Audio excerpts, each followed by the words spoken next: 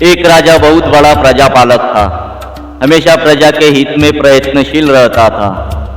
वह इतना कर्मठ था कि अपना सुख ऐशो आराम सब छोड़कर सारा समय जन कल्याण में ही लगा देता था।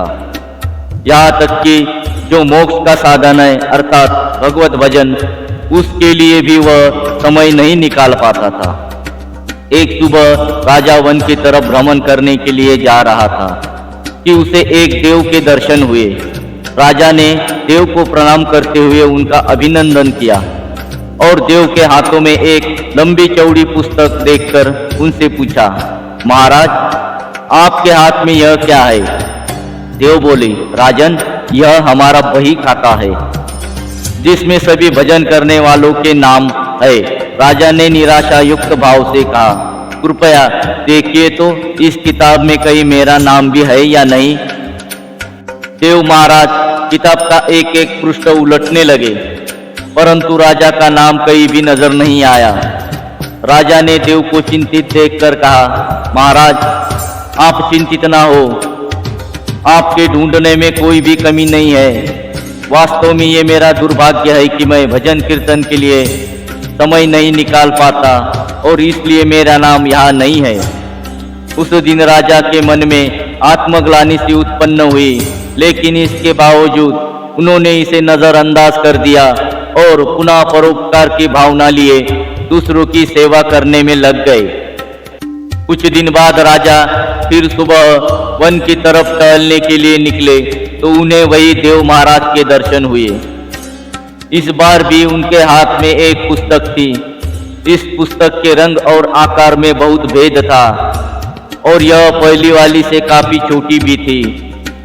राजा ने फिर उन्हें प्रणाम करते हुए पूछा, महाराज, आज कौन सा बही खाता आपने हाथों में लिया हुआ है?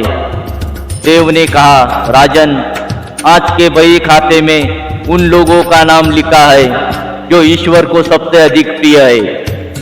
राजा ने कहा, कितने भाग्यशाली होंगे वे लोग, निश्चित ही वे दिन रात भगवत भजन में लीन रहते होंगे। क्या इस पुस्तक में कोई मेरे राज्य का भी नागरिक है? देव महाराज ने बही खाता खोला और ये क्या, पहले पन्ने पर पहला नाम राजा का ही था। राजा ने आश्चर्यचकित होकर पूछा, महाराज, मेरा नाम इसमें कैसे लिखा हुआ है? मैं तो मंदिर भी कभी कभार ही जाता हूँ। देव ने कहा, राजन, इसमें आश्चर्य की क्या बात है? जो लोग निष्काम होकर संसार की सेवा करते हैं, जो लोग संसार के उपकार में अपना जीवन अर्पण करते हैं, जो लोग मुक्ति का लोभ भी त्याग कर प्रभु के निर्बल संतानों की सेवा सहायता में अपना योगदान देते हैं, उन त्यागी महापुरुषों का भजन स्वयं ईश्वर करता है। ऐ राजन, तू मत पछता कि तू पूजा पाठ नहीं करता, लोगों की सेवा कर, तू असल में भगवान की पूजा करता है। परोपकार और निस्वार्थ लोक सेवा किसी भी उपासना से बढ़कर है।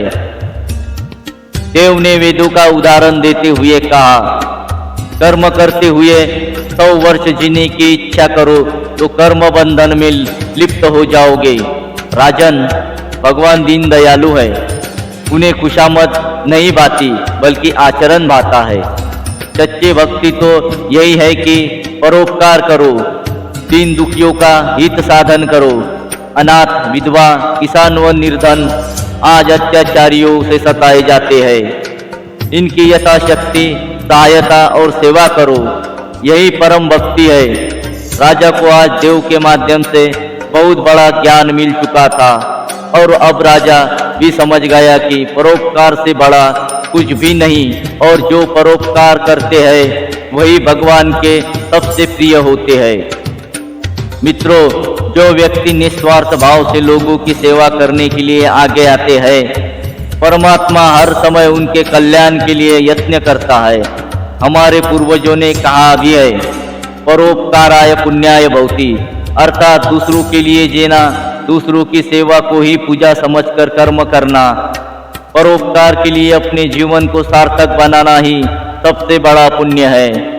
और जब आप भी ऐसा करोगे तो स्वतः ही आप व ईश्वर के प्रिय भक्तों में शामिल हो जाएंगे।